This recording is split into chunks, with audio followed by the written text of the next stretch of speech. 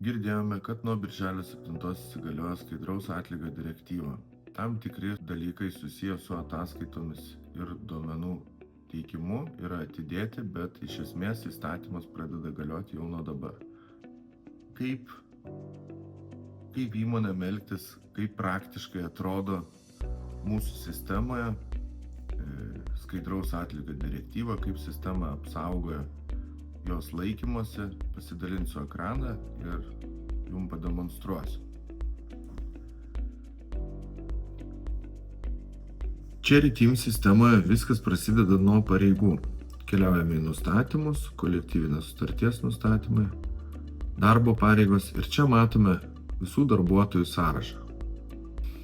Kiek šiuose pareigose darbuotojas gali uždirbti per valandą ir kiek darbuotojas gali uždirbti per mėnesį. Tai yra skaidraus atlygio pagrindas įmonėje. Kiekviena pareigybė turi aiškiai apibrėžtą intervalą nuo iki. Tai galioja visoms pareigoms ir visiems darbuotojams, nepriklausomi kas dėrėjosi geriau dėl darbo vietos. Iš kur šios pareigybės atsiranda, parodysiu nuo pradžios. Keliaujame kairėje meniu į HR įdarbinimą ir pridėsime naują sutartį. Sąraše susirandu Jonas Jonaitis. Einu į kitas ir pareigų skiltyje sukursiu naujas pareigas darbuotojas vairuotojas. Spaudžiu mygtuką pridėti, taip jos atsiras sąraše. Spaudžiu kitas, įvedu darbo užmokestį 1200 per mėnesį. Spaudžiu kitas, išsaugoju. Ir sąraše matau Jonas Jonaitis, priimtas į darbą kaip darbuotojas vairuotojas. Grįžtu į nustatymus, kolektyvinės sutarties, į darbo pareigas ir matau darbuotojas vairuotojas atsirado sistemoje. Šita vieta yra svarbiausia, nes išskleidus galima pasikoreguoti darbo užmokesčio ribas.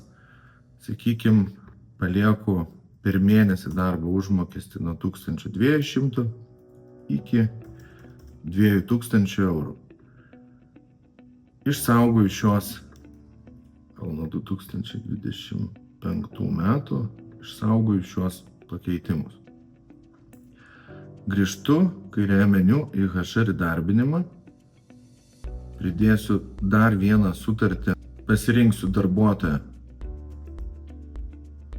Ąžuolas Vėjas, vėl netikra darbuotoja, spausiu kitas, pasirinksiu tas pačias pareigas, darbuotojas vairuotojas.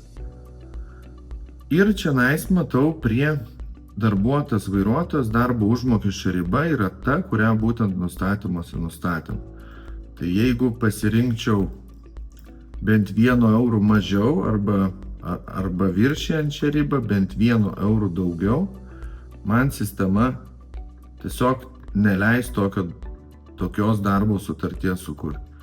Jeigu tai atlieku ribose, tai viskas sistema sutinka, praleidžia ir galime tęsti, kol išsaugojam sutartį.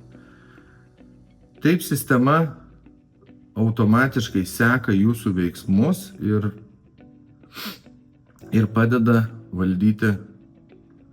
Tai grįžtu vėl į nustatymus, kolektyvinės sutarties nustatymai. Ir tai matau savo suvestus skaičius, kurie būtent ir apsaugojo mane nuo pažeidimų. Ir sakykime, kad nuo šių metų sausio mėnesio jūs sugalvojat arba nusprendžia įmonė pakeisti šį darbo užmokesčio ribą nuo 1300 iki 2100 ir pasirenkam 2026 sausio. Spaudus išsaugot atsiranda istorija. Tai būtent ta istorija, kuri taip pat yra reikalinga sekti, koks buvo tų pareigų darbo užmokestis anksčiau ir ta istorija saugosi sistemoje.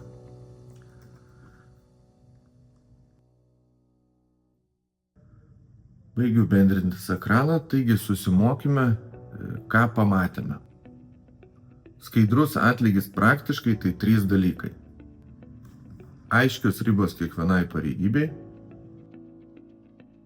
automatinė kontrolė, kuri neleidžia tų ribų pakeisti, ir istorija, kuri pati dokumentuojasi. Tai net netyčia nepadarysite klaidos. Įmonei tai reiškia mažiau rizikos ir vėlgi mažiau rankinio darbo. O darbuotojams aiškumą pagal tas pačias taisyklės kaip ir visiems. Tikiuosi, tai kaip visada jums padės ir gero naudojimo.